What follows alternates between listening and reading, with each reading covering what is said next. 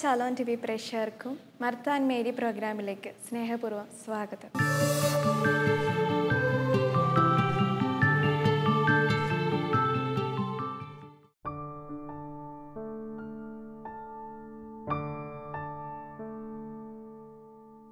CMC കോൺഗ്രിഗേഷന്റെ Ernakulam Vimala province അംഗമായ sister Sudha CMCയുടെ ജീവിതം നിരവധി സേവന മേഖലകളാൽ അനുഗ്രഹീതമാണ്. അടിസ്ഥാനപരമായി ഒരധ്യാപിക എന്ന നിലയിൽ നിന്നുയർന്ന് തനിക്ക് ലഭിച്ച കഴിവുകൾ കൊണ്ട് കൂടുതൽ ദൈവരാജ്യ പ്രവർത്തനങ്ങൾക്കായി തൻ്റെ ജീവിതം ഉഴിഞ്ഞുവെക്കുവാൻ ഈ സമർപ്പിതയ്ക്കായി CMC വിമല പ്രോവിൻസിന്റെ കീഴിൽ നിരവധി ഭക്തിഗാന സമാഹാരങ്ങളും ടെലിസിനിമകളും സിസ്റ്ററിന്റെ നേതൃത്വത്തിൽ പുറത്തിറങ്ങി. പ്രശസ്തരായ ഗായകരെയും അഭിനേതാക്കളെയും അണിനിരത്തി ചന്ദനത്തേരിൽ, പനിനീർ പൂക്കൾ, മധുമൊഴി തുടങ്ങി നിരവധി ഗാനസമാഹാരങ്ങളും കുടുംബം, മഞ്ഞുതുള്ളികൾ, പ്രവാഹം തുടങ്ങി നിരവധി ടെലിസിനിമകളും പുറത്തിറക്കി മാധ്യമ സുവിശേഷ പ്രഘോഷണ പ്രവർത്തനങ്ങൾക്കും സിസ്റ്റർ ഇന്ന് നേതൃത്വം നൽകുന്നു. അധ്യാപന രംഗത്തും കലാപ്രവർത്തന രംഗത്തും ആത്മീയ രംഗത്തും സ്തുത്യർഹമായ സേവനം കാഴ്ചവെക്കുന്ന സിസ്റ്റർ തൻ്റെ ജീവിതം ശാലോം TV പ്രേക്ഷകർക്ക് മുമ്പിൽ പങ്കുവെക്കുന്നു.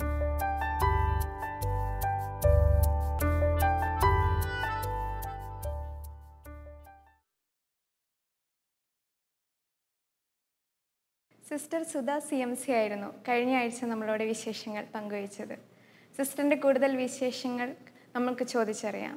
ഇടവക പ്രവർത്തനങ്ങൾ, അധ്യാപനം, അതോടൊപ്പം തന്നെ സിസ്റ്റർ പാട്ട് എഴുതിയെന്ന് കേട്ടിട്ടുണ്ട്. അതിനെക്കുറിച്ചൊന്ന് പറയാമോ?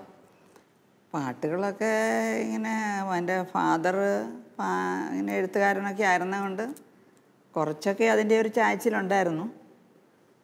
പിന്നെ നമുക്കിങ്ങനെ നമ്മുടെ തമ്പുരാൻ്റെ മുമ്പിൽ കൂടുതൽ സമയം ഇരിക്കുവാണെങ്കിലേ പരിശുദ്ധാത്മാവ് ഇങ്ങനെ പ്രവർത്തിച്ചിട്ടുണ്ട്. ഞാൻ അങ്ങനെ വലിയ കവിയോ അല്ലെന്ന് വലിയ ഒത്തിരി അറിവുള്ള അങ്ങനത്തെ ഒന്നുമല്ല. എന്നാലും ഇങ്ങനെ നമുക്ക് ഓരോ പാട്ടുകളൊക്കെ എഴുതാനായിട്ടുള്ള ഒരു പ്രചോദനം ഉണ്ടായിരുന്നു. പിന്നീട് ഞാൻ കാഞ്ഞൂരായിരുന്നപ്പോൾ ഒരു ദിവസം വീട്ടിൽ ഇവിടെ എറണാകുളത്ത് വന്നിട്ട് തനിച്ച് ഞാൻ വീട്ടിൽ പോയി. ഇങ്ങനെ വീട്ടിൽ പോകുന്ന വഴിക്ക് ഒരു ആക്സിഡൻ്റ് ഉണ്ടായി, പിറവ് ആക്സിഡൻറ്റ്. ഈ ആക്സിഡൻറ്റിൽ എൻ്റെ നെറ്റി ഇങ്ങനെ മുട്ടി പ്രശ്നമായി. അപ്പോൾ അന്ന് ഞാൻ തനിച്ചേ ഉള്ളൂ. അപ്പം ഞാനിങ്ങനെ കാമനിരുന്ന് ഉറങ്ങിപ്പോയി. ബസ്സിലിരുന്ന് സുഹൃദേവൊക്കെ ചൊല്ലി ഉറങ്ങിപ്പോയി. അപ്പോഴാണ് ഭയങ്കര ശബ്ദം കേൾക്കണേ. അപ്പോൾ എല്ലാവരും കരച്ചിലും ബഹളും. അപ്പോൾ ഞാനിങ്ങനെ ആരും മരിച്ചിട്ടുണ്ടോയെന്ന് ഒക്കെ ഇല്ലെന്ന് പറഞ്ഞു. ഞാനിങ്ങനെ ഒരു സിസ്റ്ററിന് ഇരുന്നാൽ ശരിയല്ലല്ലോ എന്നോർത്ത് ഞാൻ വേഗം എഴുന്നേറ്റ് സഹായിക്കാൻ വേണ്ടി പൊങ്ങിയപ്പോൾ കൊണ്ട് ബ്ലഡ് ഇങ്ങനെ ഒഴുകാൻ തുടങ്ങി. അപ്പോൾ പിന്നെ എന്നെ വേഗം അവർ ഹോസ്പിറ്റലിൽ കൊണ്ടുപോകാൻ നോക്കി. അപ്പം അങ്ങനെ പോണ വഴിക്കപ്പോൾ ഞാനിങ്ങനെ ഒരു വചനം ഓർത്തു. ഞങ്ങളുടെ ഒരു ഗുരുത്തിയമ്മ പറഞ്ഞു തന്നത്, ഞാനാണ് ഭയപ്പെടേണ്ട. അപ്പോൾ ഏത് സാഹചര്യത്തിലും യേശുവിൻ്റെ അറിവ് കൂടാണ്ടൊന്നും സംഭവിക്കില്ലല്ലോ. അങ്ങനെ പറഞ്ഞപ്പോൾ എൻ്റെ ഒരു റിലേറ്റീവ് ഒരാൾ അവിടെ അടുത്തുണ്ടായിരുന്നു. അപ്പോൾ അങ്ങോട്ട് എന്നെ കൊണ്ടുപോയാൽ മതിയെന്ന് പറഞ്ഞു. അവിടെ കൊണ്ടുപോയി. പിന്നെ അവരും കൂടെ കൂടി ആസ്പത്രിയിൽ പോയി. അത് കഴിഞ്ഞ് ഞാൻ 3 മാസം റെസ്റ്റായിരുന്നു. കാരണം നെറ്റിയല്ലേ. അങ്ങനെ റെസ്റ്റായിട്ടിരുന്നപ്പം ഞാനൊരു പോയ എഴുതി. അതായത് പോയെന്ന് പറഞ്ഞാൽ ആലവിട്ടോടിയ കുഞ്ഞാടെന്ന് പറഞ്ഞുകൊണ്ട്. പക്ഷെ അത് ആ യൂത്തിൻ്റെ കൺവെൻഷൻ നടക്കുന്ന സമയമായിരുന്നു. അപ്പോൾ ആ പാട്ട് ഞാൻ എഴുതിയപ്പോൾ എൻ്റെ കൂടെ ഒരു ടീച്ചറും ഉണ്ടായിരുന്നു, അവിടെ മ്യൂസിക് ടീച്ചർ. അപ്പോൾ ആ ടീച്ചർ അത് ഇങ്ങനെ പാട്ടൊക്കെ അല്ലാതെ എഴുതുമായിരുന്നു. അപ്പോൾ അത് എഴുതി ഞാൻ നമ്മുടെ ഫാദർ വർഗീസ് മണ്ണവാളൻ എന്ന് പറഞ്ഞുകൊണ്ട് നമുക്കൊരു അച്ഛനുണ്ട്, കരിസ്മാറ്റിക്കിൻ്റെ ഒക്കെ. അച്ഛൻ്റെ കൊടുത്തപ്പോൾ അച്ഛൻ്റെ ഇൻസ്ട്രുമെൻറ്റ്സൊക്കെ വെച്ച് റെഡിയാക്കിയിട്ട് ആ നാളുകളിലെല്ലാ യൂത്തിൻ്റെ എല്ലാ കൺവെൻഷനും എല്ലായിടത്തും ഇത് പാടുമായിരുന്നു. അപ്പോൾ അങ്ങനെ ഒരു അനുഭവം ഉണ്ടായി. പിന്നെ കുറേ പാട്ടുകളൊക്കെ ഉണ്ടാക്കി ഇങ്ങനെ വീണ്ടും ഇങ്ങനെ കാസറ്റൊക്കെ ആക്കാനായിട്ടൊക്കെ അങ്ങനെയൊക്കെ ഒരു ഇതായി. പിന്നെ നമ്മുടെ ക്രിസ്തു ജയന്തി ഒക്കെ വരുന്നുണ്ടായല്ലോ. അപ്പോൾ ആ സമയത്തുമൊക്കെ അതിനൊക്കെ ബന്ധപ്പെട്ടൊക്കെ ഇങ്ങനെ കുറേ കാസിന് നമ്മുടെ പ്രോവിൻസിൻ്റെ ഈ അച്ഛനും പിന്നെ വേറെ പല അച്ഛന്മാരും ഉണ്ട് കേട്ടോ. അപ്പം നമ്മുടെ എൻ്റെ പുസ്തകത്തിലൊക്കെ നോക്കിയാൽ അറിയാം. എല്ലാവരുടെയും പേര് പറയാൻ പോയാൽ ചിലപ്പോൾ നേരം കിട്ടത്തില്ലല്ലോ. ഒത്തിരി അച്ഛന്മാരുടെ അതുപോലെ ഞങ്ങളുടെ പ്രൊവിൻഷ്യാളമ്മമാരുടെ പ്രോവിൻസിൻ്റെ പിന്നെ ഞങ്ങളുടെ മഠത്തിൽ ആയിരുന്ന മഠങ്ങളിൽ അവരുടെയൊക്കെ സപ്പോർട്ടും സഹായം കൊണ്ട് ഇതൊക്കെ നമുക്ക് ചെയ്യാൻ സാധിച്ചത്. എല്ലാവരും ഒത്തിരി സപ്പോർട്ട് നൽകിയായിരുന്നു ഈ ഒരു കാര്യത്തിൽ, കവിതകൾ ഇങ്ങനെ ഇറക്കുന്നതിലും എല്ലാം. അത് പ്രോവിൻസിൽ നിന്ന് കാശ് തരുന്നത് ഇറക്കാനൊക്കെ, അല്ലാണ്ട് നമുക്ക് പറ്റില്ലല്ലോ. കാസറ്റായിട്ടും CD ആയിട്ട് അങ്ങനെ എല്ലാ രീതിയിലും ഇറക്കുമായിരുന്നു. ഇറക്കുമായിരുന്നു. പിന്നെ എനിക്കൊരു ഭയങ്കര ആഗ്രഹം ഉണ്ടായിരുന്നു ഇത് വിഷ്വലൈസ് ചെയ്യണമെന്ന്.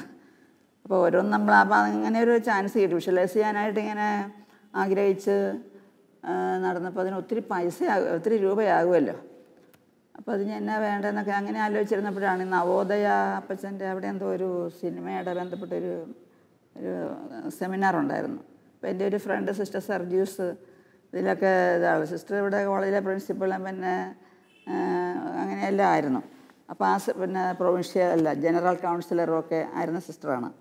അപ്പോൾ ആ സിസ്റ്റർ പിന്നെ ഒത്തിരി പ്രാർത്ഥനയുടെ ഒരു സിസ്റ്ററാണ് കേട്ടോ. ഞാൻ MA പഠിച്ചപ്പോഴത്തേനും സിസ്റ്ററിനേക്കാൾ ചെറുതാണെങ്കിലും എന്നെ പഠിപ്പിക്കാനൊക്കെ ഞാൻ ടീച്ചറായിരുന്നപ്പോൾ അങ്ങനെയൊക്കെ സഹായിക്കുമായിരുന്നു ഒത്തിരി. അപ്പോൾ ആ സിസ്റ്റർ എന്നോട് വന്ന് പറഞ്ഞ് ഇങ്ങനെ ഞാൻ സെമിനാറിന് പോയി. അപ്പോൾ ഞാനും വരട്ടെന്ന് ചോദിച്ചു. അങ്ങനെ ചെന്നു. അപ്പോൾ അവിടെ വെച്ച് നമ്മളൊരാളെ പരിചയപ്പെട്ടു, ഇവിടെ വിൽസൺ മലയാറ്റൂർ എന്ന് പറഞ്ഞുകൊണ്ട്. അപ്പോൾ ആ പുള്ളിയുടെ ഒരു സപ്പോർട്ട്, പുള്ളി സിനിമയുടെയൊക്കെ ആളാണ്. അപ്പോൾ വീണ്ടും ഒരിക്കലൊരു ഇപ്പോൾ ഒരാളെ കാണുമ്പോൾ തന്നെ നമുക്ക് അങ്ങോട്ട് പെട്ടെന്ന് ഇതിനൊക്കെ ചെയ്യാൻ നമുക്ക് പറ്റുമോ എങ്ങനെയത്തെ ആളാണെന്ന് അറിയില്ലല്ലോ. പിന്നീട് POCയിലൊരു സാഹിത്യ സംഗമം ഉണ്ടായിരുന്നു. സാഹിത്യകാരന്മാരുടെ സംഗമത്തിന് എന്നെയും വിളിച്ചിരുന്നു. അപ്പോൾ ഒരു ഫാദർ വില്യം നെല്ലിക്കലായിരുന്നു അവിടുത്തെ അച്ഛൻ POCയിലെ. അപ്പോൾ അപ്പോൾ ഞാനിപ്പോൾ ഈ വിൽസണും അവിടെ ഉണ്ടായിരുന്നു. അന്ന് പിന്നെ ഈ ഇങ്ങനത്തെ കാര്യങ്ങളൊക്കെ പറഞ്ഞു. അപ്പോൾ പുള്ളിയും പിന്നെ ഈ പറഞ്ഞ അച്ഛന്മാർ പലരുടെയൊക്കെ എല്ലാവരുടെ സഹായത്തോടുകൂടി ഇങ്ങനെ നമ്മൾ വിഷ്വലൈസ് ചെയ്യാനുമൊക്കെയുള്ള സാഹചര്യം ഉണ്ടായി. പിന്നെ അത് വളരെ വിഷ്വലൈസ് ചെയ്തിട്ട് പിന്നെ ജന്മോത്സവം എന്നൊക്കെ പറഞ്ഞ് ഒരു കാസറ്റ് അങ്ങനെ കുറേയൊക്കെ ഇങ്ങനെയൊക്കെ ഓരോ മഠത്തരങ്ങളൊക്കെ ചെയ്ത് കൂട്ടിയിട്ടുണ്ട്. കുറച്ചൊക്കെ ഉപകാരപ്പെട്ടു.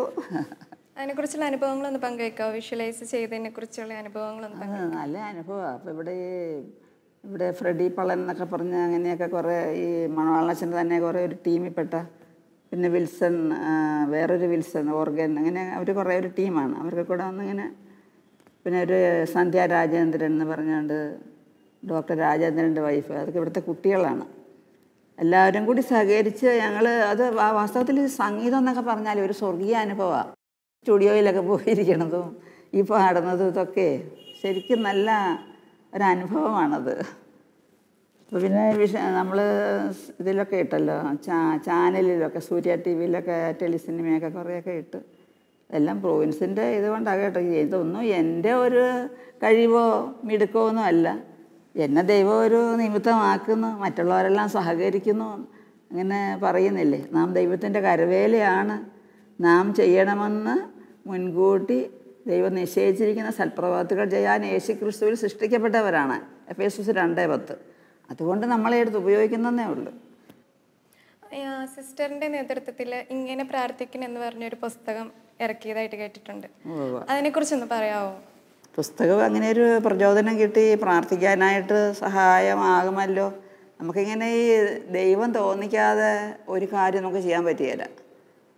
സ്വന്തമായിട്ട് എനിക്ക് ആഗ്രഹിക്കാൻ പറ്റില്ലല്ലോ. അപ്പോൾ ദൈവം അങ്ങനെ ഒരു തോന്നൽ തന്നത് എഴുതുന്നത് നല്ലതാണെന്ന്, അങ്ങനെ അതിന് വേണ്ടിയിട്ട് നമ്മൾ ആഗ്രഹിച്ചു, അതിന് വേണ്ടി പ്രാർത്ഥിച്ചു. അപ്പോൾ അങ്ങനെ അത് ഞങ്ങളൊരു ടീം വർക്കായിട്ട് അത് തുടങ്ങി.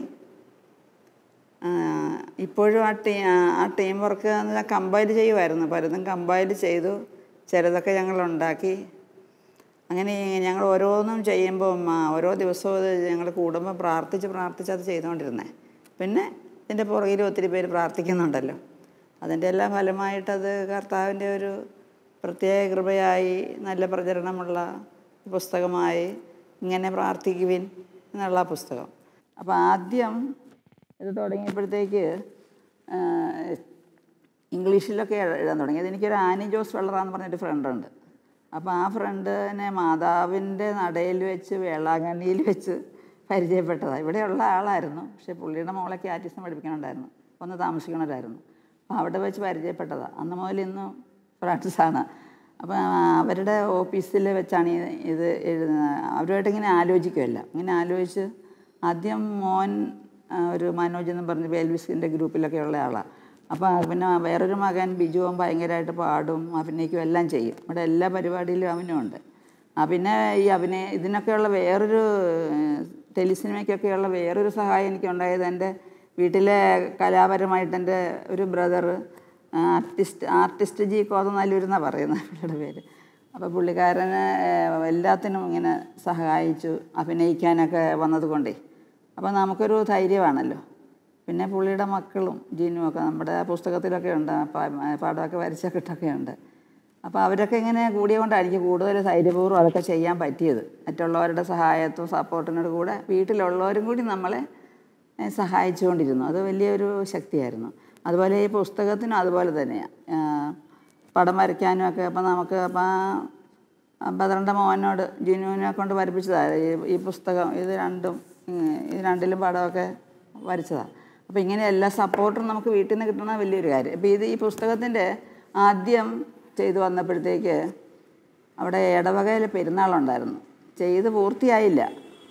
അപ്പോൾ ഞാൻ അവിടെയുള്ള ഒരു ഇടവകയിലുള്ള ഒരു ഫ്രണ്ട് ഷാജി ACCT എന്ന് പറയും. പുള്ളി നടത്തിന് ഒരു വകീസേട്ടനാണെന്ന് പെരുന്നാൾ ഏറ്റിരുന്നത്. അപ്പോൾ ഞാൻ പറഞ്ഞു, ഈ പുസ്തകമേ അടിച്ച് എല്ലാ വീട്ടിലും കൊടുക്കുക, ഈ വെടിയും പടക്കമൊക്കെ അധികം നടത്താതെന്ന് പറഞ്ഞു. അതവർ സമ്മതിച്ചു. അങ്ങനെ ഇടവകയ്ക്ക് മുഴുവനായിട്ട് നമ്മൾ ആദ്യം അത് കഴിഞ്ഞ് പിന്നെ എല്ലാം പിന്നെ പ്രൊവിൻസിൽ നിന്നാണ് എല്ലാം ചെയ്തത്. ഇങ്ങനെ ഒരു പുസ്തകം ഇറക്കാനുള്ള ലക്ഷ്യത്തെക്കുറിച്ചൊന്ന് പറയാമോ? എല്ലാവരും നന്നായി പ്രാർത്ഥിക്കുക, അതിനുള്ള ദാഹമുള്ളവരാണല്ലോ, അതാണ് ഉദ്ദേശം. നിരന്തരം ഇടവിടാതെ പ്രാർത്ഥിക്കണം എന്നൊക്കെ പറയുന്നുണ്ടല്ലോ. അപ്പോൾ ഞങ്ങൾ ഒരു ടീം വർക്കായിട്ട് കുറേ പേര് ഒരുമിച്ചിരുന്നിങ്ങനെ, ഞാൻ ആദ്യം പറഞ്ഞല്ലോ ഒരു ഓഫീസിലിങ്ങനെ ഒരാളായിട്ട് തുടങ്ങിയെന്ന്, പിന്നെ അത് മലയാളമാക്കി. അപ്പോൾ ഞങ്ങളുടെ ടീം ഒരുമിച്ച് പ്രാർത്ഥിച്ച് ഇങ്ങനെ കുറേ എല്ലാ പുസ്തകങ്ങളും നോക്കി കമ്പൈൽ ചെയ്തു. പിന്നെ കുറേ ഞങ്ങളുണ്ടാക്കി. അങ്ങനെ എല്ലാ തരത്തിലും കൊള്ളാവുന്ന തോന്നി ഞങ്ങളങ്ങനെ അങ്ങോട്ട് ചെയ്തു. അത് കഴിഞ്ഞപ്പോഴേക്കും വിജ്ഞാന ശകലങ്ങൾ കുറേ കൂട്ടിച്ചേർത്തു. അപ്പം പ്രാർത്ഥനകൾ മാത്രമല്ല, അപ്പം അതൊക്കെ ഒത്തിരി നന്നായിട്ട് ഉപകാരപ്പെടും. പിന്നെ മരിച്ചവരുടെ പ്രാർത്ഥന. ഇതിലെ പ്രധാന കണ്ടൻസ് എന്തൊക്കെയായിരുന്നു? എല്ലാവർക്കും അത്യാവശ്യമുള്ള നമസ്കാരങ്ങളൊക്കെ ഉണ്ടല്ലോ. നമ്മൾ ഉണരുമ്പോൾ മുതലുള്ള കാര്യങ്ങളുണ്ട്. ഉണരുമ്പോൾ മുതലേ എങ്ങനെ വേണം കുരിശ് വരച്ച് എഴുന്നേറ്റ് പ്രാർത്ഥിച്ചൊക്കെ സമർപ്പിച്ച്, പിന്നെ കുർബാന, എല്ലാം നമ്മൾ ചെയ്യുന്ന എല്ലാ നല്ല കാര്യങ്ങളും എങ്ങനെ വേണമെന്നുള്ളൊരു ഇതുണ്ട്.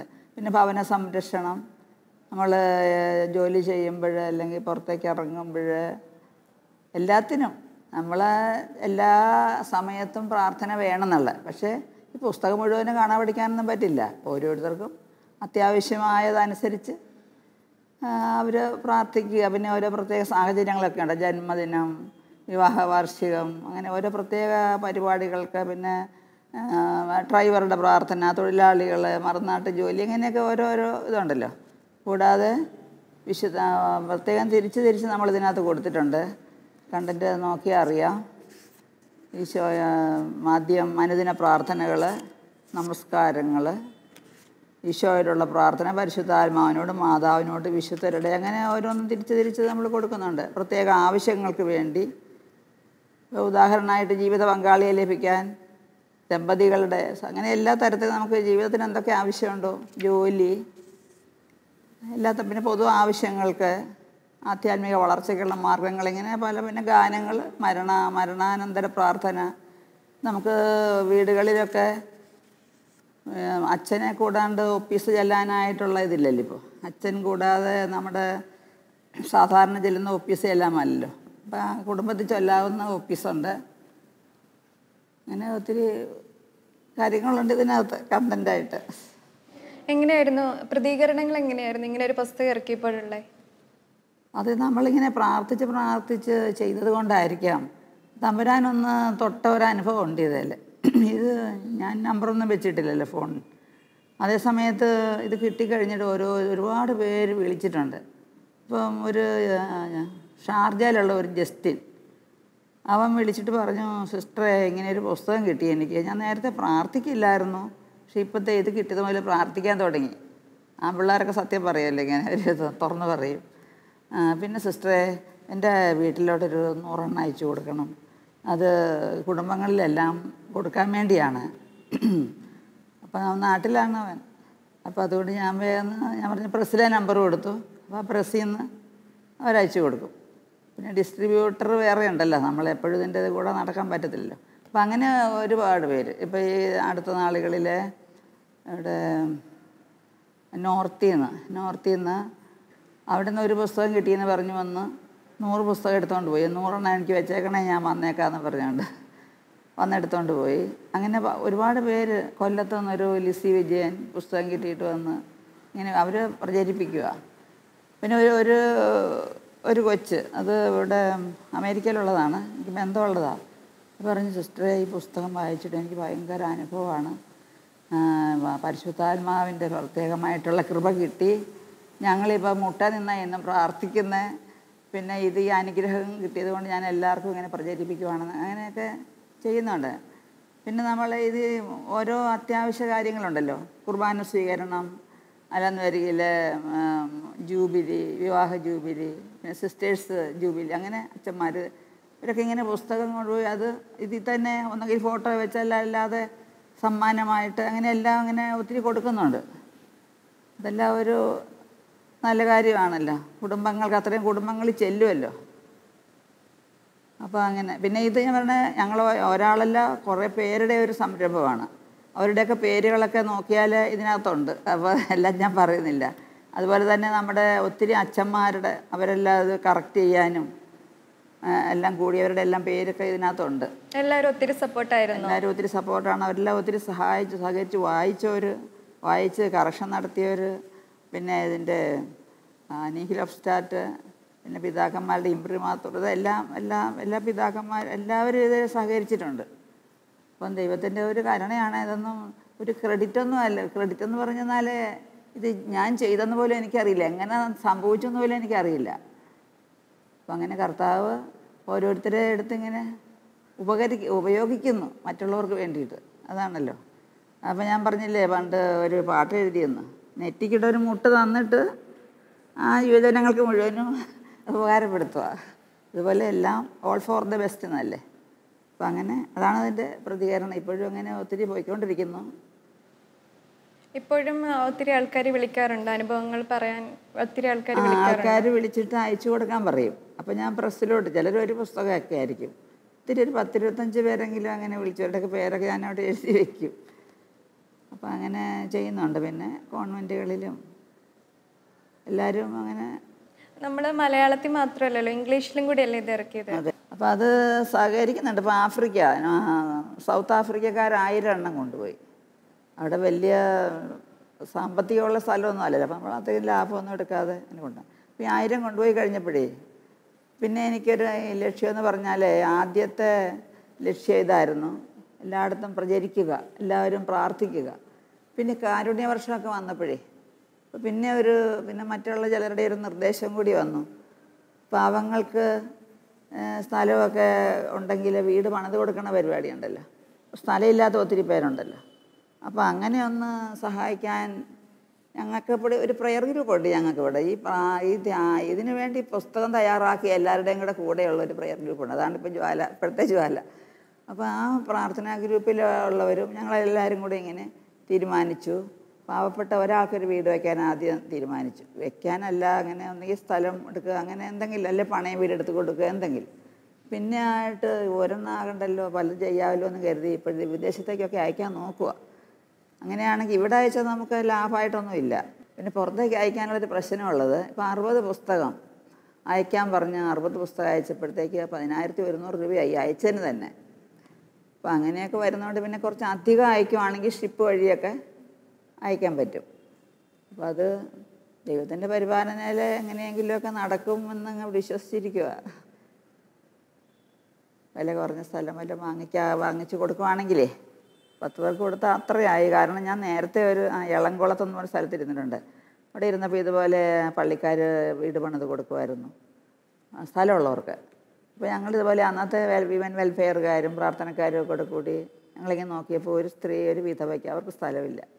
ഞങ്ങൾ പിന്നെ പ്രാർത്ഥിക്കാൻ തുടങ്ങി, ഇവർക്ക് എന്താ ചെയ്യേണ്ടതെന്ന്. അങ്ങനെ പ്രാർത്ഥിച്ച് കൊന്തയൊക്കെ ചൊല്ലി പ്രാർത്ഥിച്ചുകൊണ്ടിരുമ്പോൾ വേറൊരു വീട്ടുകാർ, അവർക്ക് 5 സെൻറ്റ് സ്ഥലമുണ്ട്, വിൽക്കണം, 6 ആയിട്ട് ഭാഗിക്കണം. അപ്പോൾ ഞങ്ങൾ പിന്നെ കൂടെ കൂടി 2 സെൻറ്റ് എടുക്കാമെന്ന് വെച്ചു. അങ്ങനെ 2 സെൻറ്റിന് 3 ലക്ഷം. അപ്പോൾ അതിന് ഒരു സ്ത്രീ തന്നെ 2 ലക്ഷം എടുത്തു. വേറെ ഞങ്ങളെല്ലാവരും കൂടെ കളക്ട് ചെയ്ത് 1 ലക്ഷം 3 ലക്ഷത്തിന് സ്ഥലം മേടിച്ച് കൊടുത്തപ്പോഴേ 4 വീട് ആദ്യം പണിതെന്ന് ഈ 2 സെൻറ്റിൽ. അപ്പോൾ ഒരു ധൈര്യമാണ് അതുപോലെ ഇവിടെ ചെയ്യാൻ സാധിക്കുമെന്ന്. അപ്പോൾ ഞങ്ങൾ ഒരുമിച്ച് അതിനുള്ളൊരു പരിശ്രമത്തിലാണ് ഇപ്പോൾ. സിസ്റ്ററിൻ്റെ പ്രാർത്ഥനാ ജീവിതത്തെക്കുറിച്ചൊന്ന് വിശദീകരിക്കാമോ? എൻ്റെ വ്യക്തിപരമായ പ്രാർത്ഥന എന്ന് പറയുമ്പോൾ ഞങ്ങൾക്ക് സമൂഹത്തിൽ ഇത്ര മണിക്കൂറുകളൊക്കെ ഉണ്ടല്ലോ പ്രാർത്ഥന. അതുകൂടാതെ ഈ നമുക്ക് പ്രവർത്തനം കുറച്ച് കൂടുതലുണ്ട്. ഈ പുസ്തകത്തോട് ബന്ധപ്പെട്ടൊക്കെ എപ്പോഴും ഫോണും അതും കാര്യങ്ങളും ഡിസ്ട്രിബ്യൂട്ടർ വേറെ ഉണ്ട്, എന്നാലും അതിൻ്റെ കുറേ കാര്യങ്ങളെല്ലാം ഉണ്ടല്ലോ. അപ്പോൾ എന്നാലും അതെല്ലാം നമുക്ക് പ്രാർത്ഥനയാക്കാൻ പറ്റും. എന്നാലും അതുപോരല്ല. പിന്നെ ഞങ്ങളൊരു ജപമാല വളരെ ശക്തിയുള്ള പ്രാർത്ഥനയാണല്ലോ. അപ്പോൾ അത് കഴിയുന്നതും നമ്പറൊന്നും അങ്ങനെ കൃത്യം പറയാൻ പറ്റത്തില്ല, എന്നാലും 4 ഏതായാലും ചൊല്ലണം എന്നുള്ള ഒരു ഇതുണ്ട്. ജോൺ പോൾ പാപ്പ ഒരെണ്ണം കൂട്ടിച്ചേർത്തല്ലോ. തന്നെയല്ല നമ്മുടെ ചവറപ്പിതാവ് പറയുന്നത് ജപമാല എന്ന് പറയുന്നത് ചരടി തൂക്കിയിട്ടിരിക്കുന്ന ബൈബിളാണെന്നാണ് പറയുന്നത്. പിന്നെ എല്ലാ വിശുദ്ധരും ഒത്തിരി ജപമാല ഉപയോഗിച്ച് അങ്ങനെയാണ് മിക്കവാറും ജപമാല ചൊല്ലിയാണല്ലോ വിശുദ്ധരാകുന്നത്. യുപ്രസ്യാമ്മയാണെങ്കിൽ പറയുന്നുണ്ട്, ഒരു നോവിസ് പോകാനായിട്ടോ ഇങ്ങനെ വന്നപ്പം പറഞ്ഞു, മോളെ ഒരു കാര്യം ചെയ്യേ, 9 ദിവസം 9 കൊന്ത വീതം ചൊല്ലേ. അങ്ങനെ ചൊല്ലി പ്രാർത്ഥിച്ച് കഴിഞ്ഞപ്പോൾ പിന്നെ പോകേണ്ടി വന്നില്ല. അപ്പോൾ ആ രീതിയിൽ ജപമാല എന്ന് പറയുന്നത് അതിൽ ഓരോ രഹസ്യവും പിന്നെ അതിലെ ഓരോ പ്രാർത്ഥന ഓരോന്നും വചനമാണല്ലോ. വചനം ചുരുള കഴിയുമ്പോൾ പ്രകാശം പരക്കും. അപ്പോൾ ജപമാല വളരെ ശക്തിയുള്ളതാണ്. പിന്നെ തന്നെയാണ് ജപമാലയുടെ ശക്തിയെപ്പറ്റി നമ്മൾ ഈ പുസ്തകത്തിൽ ഇട്ടിട്ടുണ്ട്, ജപമാലയുടെ ശക്തി എന്താണെന്നൊക്കെ ഉള്ളത്. അപ്പോൾ അങ്ങനെ ജപമാല, പിന്നെ കരുണക്കൊന്ത ലോകം മുഴുവനും വേണ്ടിയുള്ള മാധ്യസ്ഥമാണല്ലോ. അപ്പോൾ അങ്ങനെ പിന്നെ ചില പ്രത്യേക പ്രാർത്ഥനകൾ, അൽഫോൻസാമ്മയുടെ കാര്യം ഞാൻ പറഞ്ഞല്ലോ. അപ്പോൾ അൽഫോൻസാമ്മ വെച്ചാൽ കൂടുതൽ സ്നേഹമുണ്ട്, കണ്ണിന് കാഴ്ചയൊക്കെ തന്നയാളല്ലേ, പിന്നെ അപ്പം എൻ്റെ ക്ലാസ്മേറ്റും അല്ലേ. അപ്പോൾ അതുകൊണ്ട് പ്രത്യേക ഒരു സ്നേഹമാണ് അൽഫോൻസാമ്മയുടെ, ചാവറപ്പിതാവിൻ്റെ നൊവേനകളൊക്കെ. പിന്നെ ഓരോ സമയം വരുമ്പോൾ അതാത് നൊവേനകൾ. അപ്പോൾ അങ്ങനെയൊക്കെ ചൊല്ലും. പിന്നെ കർത്താവിൻ്റെ ഈശോയുടെ തിരുനാമത്തിൻ്റെ ശക്തി. ഈശോ പറഞ്ഞിട്ടുണ്ട്, എൻ്റെ നാമം വിളിക്കുന്നവരെ ഉപേക്ഷിക്കുകയില്ല. പിന്നെ പറയുന്നത് ഇതാണ്, കർത്താവിൻ്റെ നാമം ബലിഷ്ഠമായ ഒരു ഗോപുരമാണ്. സുഭാഷിതം 18:10. നീതിമാൻ അതിൽ ഓടിക്കയറി സുരക്ഷിതനായി കഴിയുന്നു. അപ്പം ബലിഷ്ഠമായ ഈശോ എന്നുള്ള നാമം നമ്മൾ കാലിതട്ടി വീഴാൻ നേരത്തെ തന്നെ പറയണം, ഈശോ എന്ന് വിളിക്കും അല്ലേ, തുമ്മുന്ന നേരത്തെ ഈശോ എന്ന് വിളിക്കും. അപ്പോൾ ഈ ഈശോ എന്നുള്ള നാമം നമ്മൾ ഉച്ചരിക്കുമ്പോൾ നമ്മൾ ആ ഈശോയാകുന്ന ആ ഗോപുരത്തിൽ കയറി ഒളിക്കുവാണ്. അപ്പോൾ നമുക്കൊരു സംരക്ഷണമാണ്. അപ്പോൾ ഈശോ എന്നുള്ള നാമം ഇങ്ങനെ മനസ്സിലെപ്പോഴും അല്ലെങ്കിൽ മനസ്സിലോ നാവിലോ അങ്ങനെ കൊണ്ട് നടക്കുന്നത് നല്ലതാണ്, ഒത്തിരി നല്ലതാണ്. അപ്പോൾ അതുപോലെ നമ്മൾ ഈശോയുടെ കൂടെ പിന്നെ തിരുവചനം നമ്മൾ ഉരുവിട്ടുകൊണ്ട് നടത്തുന്ന ഭയങ്കര അഭിഷേകമാണല്ലോ. ഉദാഹരണമായിട്ട് ഇപ്പം ഒരു വചനം, കർത്താവിന് കഴിയാത്തത് എന്തെങ്കിലും ഉണ്ടോ, ഉൽപ്പത്തി 18:14. ഇപ്പോൾ നമ്മുടെ ഇവിടെ കൂടെ വന്നിരുന്ന ആ സിസ്റ്റർ ആൻമരിയ ഒരു ദിവസം പറഞ്ഞു ഈ വചനം, സിസ്റ്ററെ ഇത് ചൊല്ലിയാൽ നല്ലതാണെന്ന് പറഞ്ഞു. അപ്പോൾ ഞാൻ ഒരു ലിസി വിജയൻ്റെ കാര്യം പറഞ്ഞില്ലേ, ലിസി വിജയനെ ഒരു ദിവസം വിളിച്ചപ്പോഴത്തേക്ക് ഞാൻ പറഞ്ഞു, ലിസി വിജയൻ ഇങ്ങനെ ഒരു വചനം വിളിച്ചെന്ന് പറഞ്ഞു. അപ്പോൾ അവളത് വേറെ ഒരാൾക്ക് പറഞ്ഞു കൊടുത്തു. അപ്പോൾ പറഞ്ഞു കൊടുത്ത കൊച്ച് IATS എഴുതിയിട്ട് ഇതുവരെ പാസ്സായിട്ടില്ല എന്ന് പറഞ്ഞ് സങ്കടപ്പെട്ട് നടക്കുന്ന കൊച്ചായിരുന്നു. ഈ കൊച്ച് ഇത് 1000 പ്രാവശ്യം ചൊല്ലി, അത് കഴിഞ്ഞ് പാസ്സായി. അത് ഓസ്ട്രേലിയ ജോലി കിട്ടിപ്പോയെന്ന് പറഞ്ഞു. ഇതുപോലെ നമ്മൾ വചനം ഇങ്ങനെ പറയുകയും വചനം ആവർത്തിച്ചിങ്ങനെ പറഞ്ഞ് നമ്മൾ നടക്കുമ്പോൾ അതൊരു ഭയങ്കര പ്രാർത്ഥനയാണ്, അഭിഷേകമാണ്. അപ്പോൾ ആ രീതിയിൽ പിന്നെ നമ്മൾ മാധ്യസ്ഥ പ്രാർത്ഥനയൊക്കെ എല്ലാവർക്കും വേണ്ടി ചെയ്യണമല്ലോ. പിന്നെ നമ്മളെ ഓരോരുത്തർ ഫോണൊക്കെ വിളിക്കുമ്പോഴും നമ്മൾ വചനമൊക്കെ കൊടുക്കണം. അപ്പോൾ അങ്ങനെയൊക്കെ സാധിക്കുന്ന പോലെയൊക്കെ, വലിയ പ്രാർത്ഥനക്കാരത്തിയൊന്നും അല്ല, പ്രാർത്ഥനയിൽ കൂടുതൽ ഇനി വളരണം, ഉയരണം ആഗ്രഹം. പ്രാർത്ഥനകളൊക്കെ ചെയ്യാറുണ്ട്. മാധ്യസ്ഥ പ്രാർത്ഥന നമ്മൾ ചൊല്ലുമല്ലോ, നമ്മളൊക്കെ എപ്പോൾ വേണമെങ്കിലും കോൺവെൻറ്റിൽ തന്നെ ഉണ്ട്. അല്ലാതെ നമുക്ക് ഒത്തിരി മാധ്യസ്ഥത്തിന് ഒത്തിരി ആവശ്യങ്ങളുണ്ടല്ലോ. മാധ്യസ്ഥ പ്രാർത്ഥനയൊക്കെ ചൊല്ലാറുണ്ട്. പിന്നെ ഏറ്റവും നല്ലത് കർത്താവിൻ്റെ കൂടെ ഇരുന്ന് കർത്താവിനോട് അങ്ങ് സംസാരിച്ചുകൊണ്ടിരിക്കണം. അതിപ്പോൾ ഒത്തിരി സമയം കിട്ടുന്നില്ല, രാത്രിയിലൊക്കെ ഒരുപാട് സമയം ഇരിക്കാൻ സാധിക്കുന്നില്ല, എങ്കിലും പ്രാർത്ഥിക്കുന്നുണ്ട്. പ്രാർത്ഥന പോരാ, ഇനിയും വേണം. ഇത്രയും സമയം സിസ്റ്ററിൻ്റെ ജീവിതാനുഭവങ്ങൾ ഞങ്ങൾക്കിടെ പങ്കുവച്ചതിന് നന്ദി പറയുന്നു. മുന്നോട്ടുള്ള ജീവിതത്തിലെ എല്ലാ പ്രവർത്തനങ്ങൾക്കും ആശംസകൾ നേരുന്നു.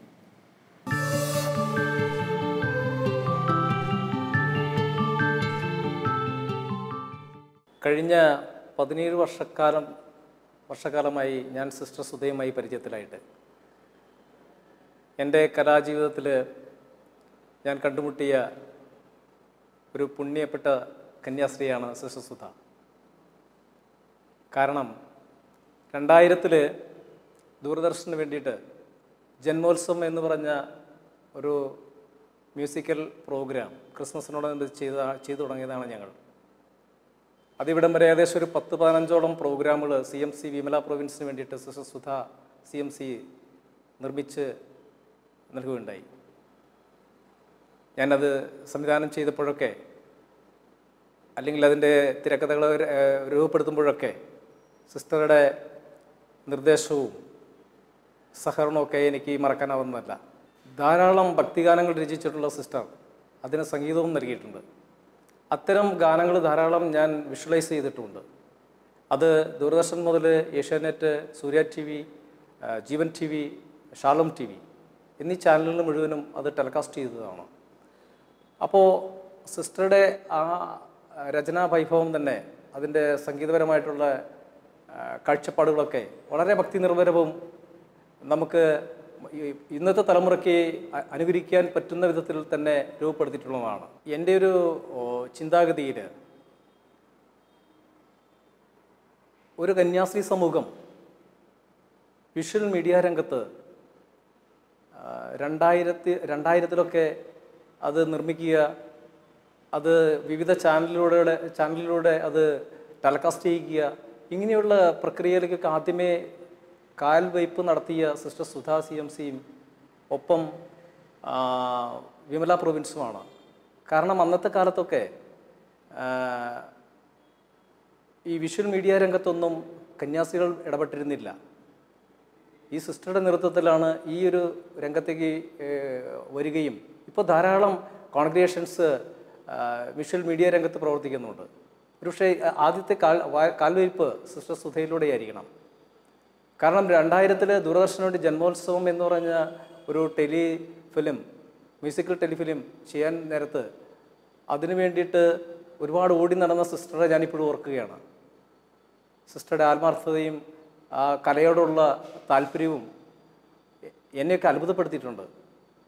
ഓരോ ഷൂട്ടിംഗ് വേളകളിലും ഓരോ ടെൻഷനൊക്കെ ഉണ്ടാകുമ്പോൾ സിസ്റ്ററുടെ പ്രാർത്ഥന, ആ പ്രാർത്ഥനയൊക്കെ എന്നെ സംബന്ധിച്ചിടത്തോളം ഒരു പാഠമായിട്ട് കാണുന്നൊരു വ്യക്തിയാണ് ഞാൻ. കാരണം പല ക്രിട്ടിക്കൽ സ്റ്റേജുകളിലും ഷൂട്ടിംഗ് നിൽക്കേണ്ടി വരുന്നൊരവസ്ഥകളിലൊക്കെ സിസ്റ്ററുടെ പ്രാർത്ഥന, കൂട്ടായ പ്രാർത്ഥന, മഠങ്ങളിലുള്ള സിസ്റ്റേഴ്സ് എല്ലാം വിളിച്ച് കൂട്ടായ പ്രാർത്ഥന, ആ പ്രാർത്ഥനയുടെ ഒരു ശക്തി ഞാനന്ന് മനസ്സിലാക്കിയതാണ്. കൊന്ത ചൊല്ലുകയും പ്രാർത്ഥിപ്പിക്കുകയൊക്കെ ചെയ്യുന്ന ഒരു വലിയ പ്രവണത, നല്ലൊരു പ്രവണത ഇന്നത്തെ മീഡിയ രംഗത്തുള്ള പ്രവർത്തിക്കുന്നവർക്ക് പോലും അനുകരിക്കാൻ പറ്റുന്ന ഒരു കാര്യമായിട്ട് ഞാൻ കരുതുകയാണ്. എന്നെ സംബന്ധിച്ചിടത്തോളം സിസ്റ്ററെ ഞാൻ പരിചയപ്പെട്ടത് മുതലേ ഏകദേശം ഒരു 17 വർഷക്കാലമായി ഞാൻ പറഞ്ഞു.